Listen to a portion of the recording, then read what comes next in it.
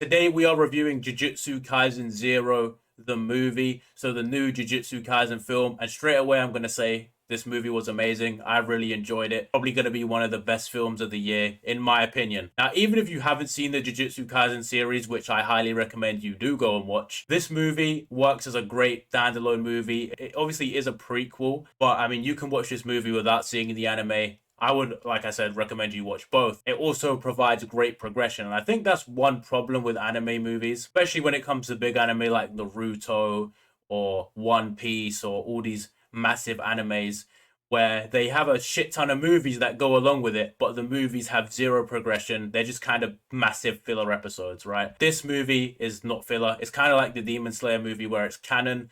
It actually has some relevance to the main story, and it provides progression for some of the characters you already know and you like from the anime. So let's get into the things that I really like about this. So first and foremost, let's talk about the characters.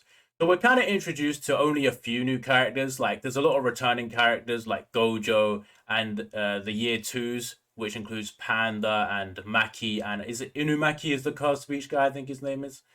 I could be getting that wrong, but he is one of my favorite characters. It's weird that I can't remember his name. We are reintroduced to them, and there is a few other cameos from a few other characters, but nothing too major. We don't see Yuji or any of his team in this movie. This is set, I believe, the year before, because the Panda team is year ones, so they're year twos in the anime. You'd assume it's 1 year before. Talking about the new characters, you have the main guy called Yuta, who is a very depressed figure whose love of his life just died and cursed him, which is quite a depressing story. He has quite a depressing backstory, and he is very down about it for the first part of the film. He is kind of like a little bitch at the start of the movie, which I'm not really a fan of little bitch main characters, but by the end, he does make a full recovery on that, which makes him a lot more likable. I think there's going to be a lot of people on Twitter or wherever that kind of make a fan club for this guy, if I'm being honest. He is a very likable character with a very sad backstory. The love of his life who has cursed him when she died. She's also a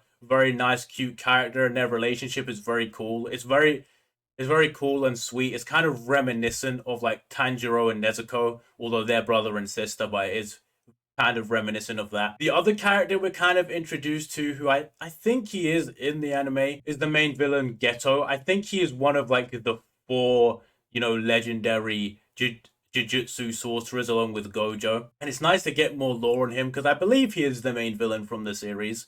I'm not 100% sure if he is the main villain or not, but it's nice to get some lore on him. I think he's a very, very good villain, to be honest. Like, he's kind of wacky, he's kind of funny.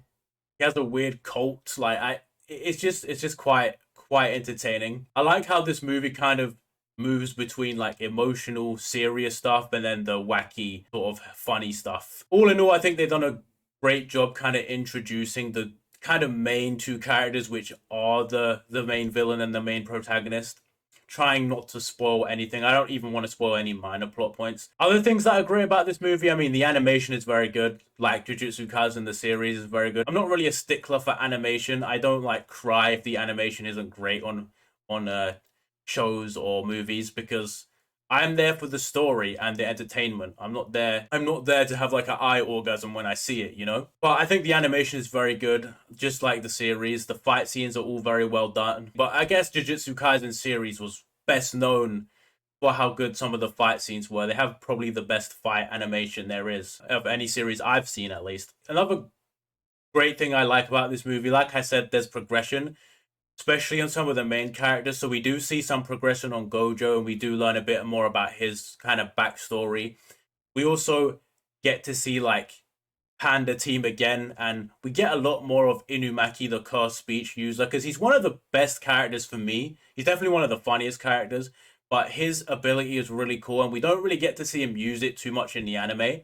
But in the movie, we actually get to see him go on a mission, and we get to see a little bit more about him, because he is probably the most mysterious character of all of them, because he can't really speak except for like food ingredients. We do kind of have to go over some of the lore of like Panda and Maki, which we did learn in the anime, but as expected, it is a standalone kind of. The other major thing I really like about this that I did briefly mention is the fight scenes are really good. The main fight scene towards the end of the movie is amazing. It reminds me of the Demon Slayer fight scenes of like season 2. The whole Tanjiro Nezuko combination fight scenes. It does remind me of that. I think they done a great job introducing the protagonist. He is kind of just the total opposite of Yuji, who is the protagonist from the series. They're literally polar opposites. One's a kind of wacky, outgoing, super athletic guy, and the other one's kind of a nerdy, shy, almost loser of a guy. Like, that's kind of how losers are depicted in anime most of the time. And I think it'll be very interesting to see how those two interact. I can imagine them probably going to be good friends when it comes to the anime. I haven't read any of the manga, so I don't know the story going forward. So it'll be very interesting to see in season 2, because I believe they do tease in the post-credit scene a season 2. Now, getting into some of the things I don't like about the movie. Now, there isn't much. There isn't much I don't like. I think the movie is very, very good. Like, and I literally just watched Batman last week, which I thought was good, but this is on a whole nother level. One of the things I don't like is, I mean, it's kind of a minor pet peeve. I don't really like when the main characters are kind of bitch boys at the start or throughout. Kind of, this is one reason I don't like My Hero, and I haven't watched past season 1 of My Hero. The main character is so weak and useless. This character though, he's not really weak and useless. He kind of gives Naruto vibes, and at the start he might be a little bit like that, but you know, throughout he's not really like that. And that's kind of just my own pet peeve that people probably don't care about. This might be a minor spoiler. If you don't want to hear it, skip. But it's not really that much of a spoiler. For me, the main villain is a little, like, he's built up to be super, super strong, pretty much almost on the level of Gojo, right? And then he kind of just doesn't prove that he is. Like, in the main fight, while the fight scene is cool, he doesn't really even land a hit in the main fight scene. And he doesn't even fight Gojo. He fights the protagonist. So to me, it was kind of weird that he pretty much gets obliterated come the end of the movie. I thought he'd be a lot stronger than that. Of course, there is a bit of repetition of things we do know before, but that's just kind of having to reaffirm, you know, the lore of Maki, maybe some of the lore of Panda.